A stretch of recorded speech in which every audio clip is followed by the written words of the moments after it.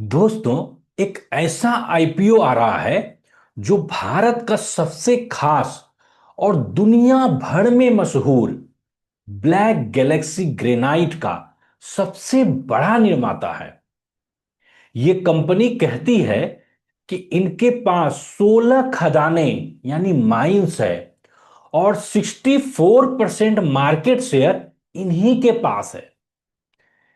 लेकिन सवाल ये उठता है कि क्या यह आईपीओ वास्तव में एक चमकने वाला हीरा है या ओवर हाइप पत्थर। आज के इस वीडियो में हम जानेंगे मिड वेस्ट की पूरी कहानी, बिजनेस मॉडल से लेकर के फाइनेंशियल यूएसपी और इनके जोखिम तक, वो भी बिल्कुल आसान भाषा में। आज हम लोग बात करेंगे एक ऐसे आईपीओ जो हाल ही में मार्केट में काफी चर्चा में है, मिडवेस्ट लिमिटेड आईपीओ। यह कंपनी भारत की एक प्रमुख ग्रेनाइट और माइनिंग कंपनी है। खास तौर पर अपनी ब्लैक गैलेक्सी ग्रेनाइट के लिए यह जानी जाती है। आज हम समझेंगे इस कंपनी का बिजनेस मॉडल, इसकी ताकत, इसकी कमजोरियां और क्या आपको इसमें इन्वेस्ट करना चाहिए या नहीं। मिडवेस्ट लिमिटेड की शुरुआत 1993 में हुई थी और इसका मुख्यालय हैदराबाद में है। कंपनी का मुख्य काम प्राकृतिक पत्थरों, नेचुरल स्टोन्स की माइनिंग करना, उनको काटना, तराशना और दुनिया भर में एक्सपोर्ट करना है।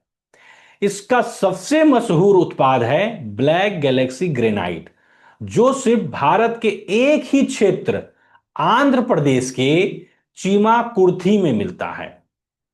कंपनी न सिर्फ पत्थर निकालती है बल्कि उन्हें प्रोसेस करना, पॉलिश करना, फिनिश करना, ये सब करती है ताकि एक्सपोर्ट क्वालिटी का ये बन सके। ब्लैक गैलेक्सी ग्रेनाइट एक ऐसा स्टोन है जिसमें छोटे छोटे सुनहरे स्पार्क्स, गैलेक्सी जैसी चमक दिखाई देती है। यह पत्थर काफी लोकप्रिय है और इसका काम किचन काउंटर टॉप्स, फ्लोरिंग और बिल्डिंग डेकोरेशन के लिए होता है। मिडवेस्ट इस मार्केट में लगभग 64% हिस्सा रखती है, यानी हर 10 एक्सपोर्ट होने वाले ब्लैक गैलेक्सी बॉक्स में से 6 इस कंपनी के होते हैं। यही इसकी सबसे बड़ी ताकत है, एक नीच मार्केट में लीडरशिप। कंपनी का बिजनेस मॉडल काफी सॉलिड है। इसे हम माइन टू मार्केट कहते हैं, यानी खदान से पत्थर निकालना, खुद की फैक्ट्री में उसे तैयार करना और फिर विदेशी खरीदारों को बेचना। मिडवेस्ट की टोटल 16 खदानें हैं, ज्यादातर तेलंगाना और आंध्र प्रदेश में है। इसमें उन्हें बाहर से रॉ मटेरियल खरीदने की जरूरत नहीं पड़ती। इससे कॉस्ट कंट्रोल होता है और क्वालिटी भी एक जैसी रहती है। अब बात करते हैं इस कंपनी की नई ग्रोथ स्टोरी के बारे में। कंपनी सिर्फ ग्रेनाइट तक सीमित नहीं रहना चाहती। इसने एक नया सेगमेंट शुरू किया है, क्वाड प्रोसेसिंग, अपनी subsidiary Midwest new stone private limited के तहत। क्वार्ज का इस्तेमाल होता है इंजीनियरिंग स्टोन्स, टाइल्स और इंटीरियर प्रोडक्ट्स में। एक हाई मार्जिन बिजनेस है और आने वाले सालों में कंपनी का ग्रोथ इसी सेगमेंट से आ सकता है। कंपनी के फाइनेंशियल काफी अच्छे दिख रहे हैं। पिछले 3 सालों में रेवेन्यू 502 करोड़ से बढ़कर 626 करोड़ हो गया है। प्रॉफिट भी लगातार बढ़ रहे हैं। फाइनेंशियल ईयर 2025 में कंपनी ने 133 करोड़ का नेट प्रॉफिट कमाया है। आरओई भी लगभग 19% है, यानी शेयर होल्डर्स के पैसे अच्छे रिटर्न दे रहे हैं। यह सब दिखाता है कि कंपनी फाइनेंशियली काफी मजबूत है। मिडवेस्ट की यूएसपी यानी यूनिक सेलिंग पॉइंट्स है ब्लैक गैलेक्सी ग्रेनाइट में लीडरशिप, 64% शेयर, ऑन माइंस जिसमें रॉ मटेरियल सस्ता और भरोसेमंद, एक्सपोर्ट ओरिएंटेशन यानी विदेशी करेंसी में कमाई, क्वाड एक्सपेंशन जो आने वाले समय का ग्रोथ इंजन बनेगा, और सस्टेनेबिलिटी इनिशिएटिव जैसे इलेक्ट्रिक ट्रक और सोलर एनर्जी का इस्तेमाल करना। अब हम इस कंपनी की तुलना दूसरे कंपनी के साथ करते हैं।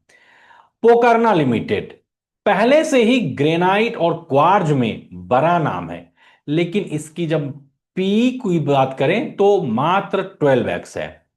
और मिडवेस्ट लिमिटेड का आईपीओ लगभग 35.8x पर आ रहा है, यानी काफी महंगा है। कंपनी के फाइनेंशियल अच्छे हैं, पर वैल्यूएशन थोड़ा प्रीमियम पर है। इसलिए इन्वेस्टर को सोचना होगा, क्या ग्रोथ इतनी तेज होगी कि ये वैल्यूएशन सही लगे। अब हम लोग बात कर लेते हैं रिस्क की, क्योंकि हर इन्वेस्टमेंट के साथ में रिस्क भी जुड़ा होता है। अगर रियल एस्टेट या ग्लोबल डिमांड धीमी हुई तो एक्सपोर्ट घट सकते हैं। कंपनी काफी हद तक ब्लैक गैलेक्सी पर निर्भर है, और आईपीओ की जो प्राइसिंग है वो थोड़ी महंगी है। इसलिए अगर प्रॉफिट ग्रोथ स्लो हुआ तो इन्वेस्टर को नुकसान भी हो सकता है। आईपीओ की स्टार्ट होने का डेट आज ही 15 अक्टूबर और लास्ट 17 अक्टूबर। प्राइस बैंड 1014 रुपये से लेकर 1065 रुपये प्रति शेयर। फेस वैल्यू ₹5 प्रति शेयर। Lot size 14 share. कुल issue size 451 crore. Fresh issue 250 crore. Offer for sale 201 crore. Listing कहां हो रही है? बीएसई और एनएसई दोनों जगह। अलॉटमेंट डेट 20 अक्टूबर, और लिस्टिंग डेट क्या है? 24 अक्टूबर। तो दोस्तों, कुल मिलाकर मिडवेस्ट लिमिटेड एक मजबूत कंपनी है, अपने क्षेत्र की मार्केट लीडर है, अच्छा प्रॉफिट और ग्रोथ की संभावनाएं भी है। लेकिन आईपीओ की जो प्राइसिंग है वो थोड़ा हाई लगती है। अगर आप लॉन्ग टर्म इन्वेस्टर हैं और कंपनी के क्वार्ट एक्सपेंशन पर भरोसा रखते हैं तो इसे ट्रैक कर सकते हैं, लेकिन शॉर्ट टर्म लिस्टिंग गेन के लिए थोड़ा रिस्क जरूर होगा। तो अब सबसे अहम सवाल कि मैं क्या करने वाला हूं, क्या मैं इस आईपीओ के लिए प्रोसेस करने वाला हूं या नहीं? तो मेरा जवाब है नहीं। क्यों? क्योंकि मैं किसी भी आईपीओ में पैसा नहीं लगाता हूं। मेरा ऐसा मानना है कि 5,000 से ज्यादा लिस्टेड कंपनी ऑलरेडी जब हमारे पास अवेलेबल है, तो हम क्यों आईपीओ में पैसा लगाएं? रीजन ये है कि जो लिस्टेड कंपनी है वहां पर चार्ट अवेलेबल है, वहां पर ज्यादा डिटेल्स है, हम उसका हिस्ट्री एनालिसिस कर सकते हैं। लेकिन जो नई कंपनी है हम उसका हिस्ट्री एनालिसिस नहीं कर सकते हैं। तो मैं ये सोचता हूं कि क्यों ना वैसे, जब क्योंकि हमारे पोर्टफोलियो में कितने शेयर होते हैं? ज्यादा से ज्यादा 20 से 25 शेयर।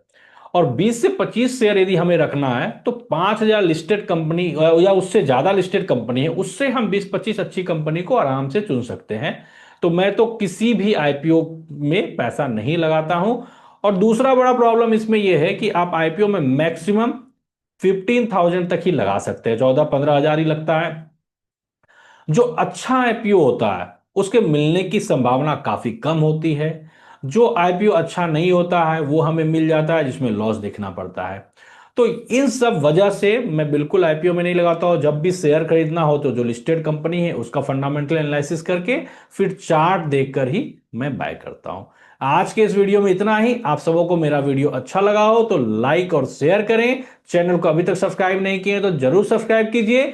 आप इस आईपीओ में क्या करने वाले हैं कमेंट के माध्यम से जरूर बताइए। Thank you so much.